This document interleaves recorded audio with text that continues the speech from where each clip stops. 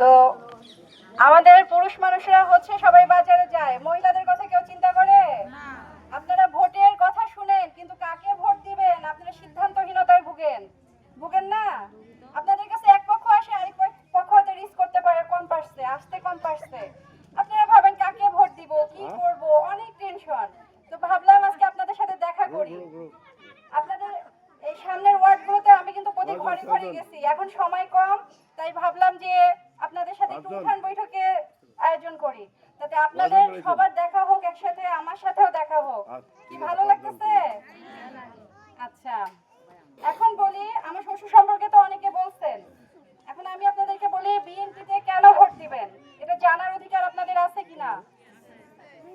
অনেক দল আছে, এর মাঝে আপনি বিএনপিকে চয়েস করতেছেন, কেন করতেছেন সেটা জানতে হবে।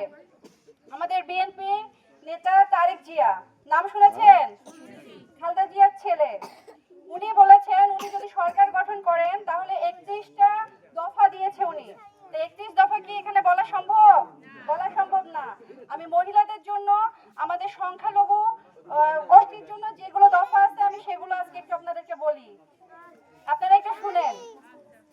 আমাদের মহিলারা সব থেকে আমরা অবহেলিত, আমাদের হাতে টাকা থাকে? টাকা থাকে না। আমাদের জন্য উনি ফ্যামিলি কার্ডের ব্যবস্থা করছে।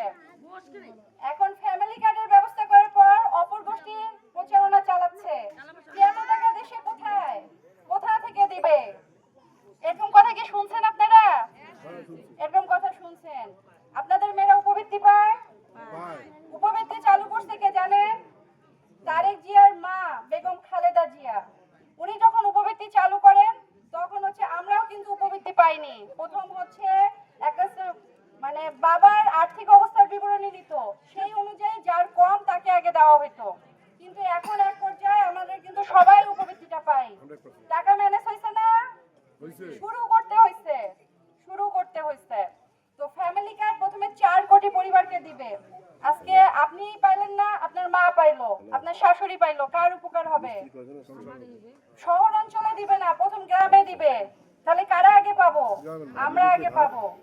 তাহলে কি এটা আমাদের উন্নয়ন না? ফ্যামিলি কার্ড গেল। আমাদের স্বাস্থ্য সেবা নিয়ে একটু আগে কথা শুনলাম, খুবই করুণ অবস্থা। বাচ্চা অসুস্থ হলে মাথা হ্যাং হয়ে যায়, কি করব?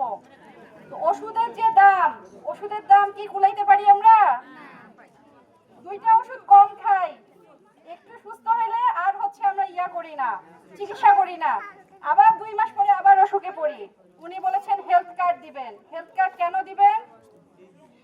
হেলথ কার্ডের হচ্ছে আপনার একটা ওষুধের নির্দিষ্ট অংশ আমরা কম দামে পাবো, ভর্তুকি দিবে সরকার। হয়তো বিনামূল্যে কি সবকিছু দেওয়া সম্ভব, কিন্তু কমে পাইলে কার উপকার? আমাদের উপকার।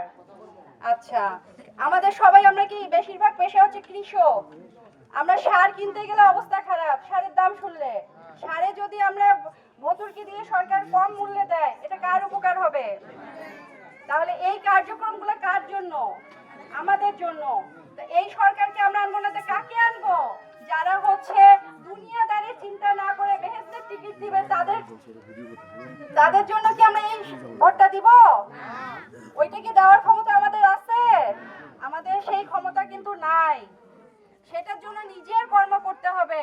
আচ্ছা, বেহেশত না হয় মুসলমানদেরকে দিল, হিন্দু ভোট চাচ্ছে, হিন্দুদেরকে হচ্ছে কোথা থেকে বেহেশত দিবে? এটা কি দ্বিচারিতা না? এটা কি 2 রকম কথা হইল না? তো আপনাদের সবার বিবেক আছে, বিবেচনা আছে। এখন আপনারা কি জন্য বিএনপিকে ভোট দিবেন বুঝতে পারছেন? এখন বিএনপির মনোনীত প্রার্থী হচ্ছে আমার শ্বশুর আলহাজ সৈয়দ আলী সাহেব, তাকে তো আপনাদের জয়যুক্ত করতে হবে। আপনারা দেশের স্বার্থে, নিজেদের স্বার্থে আপনারা অবশ্যই বিএনপিকে ভোটটা প্রদান করবেন। কারা কারা করবেন একটু হাত তুলেন দেখি।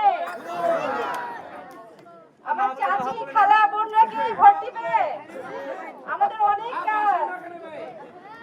অনেক কাজ, আমরা ভোট কেন্দ্রে সকালবেলা যাব, দরকারে আগের দিনে কাজ করবো, টুকটাক শাড়ি রাখবো। আপা, এলাকার উন্নয়ন হবে, রাস্তার কথা কইছে, এলাকার তো উন্নয়ন হবে। আজকে শুনলাম আপনারা ব্রিজের একটা কাজ করতেছেন, নিজেরাই উদ্যোগ নিছেন। আচ্ছা, আজকে যদি আপনাদের একজন যোগ্য নেতৃত্ব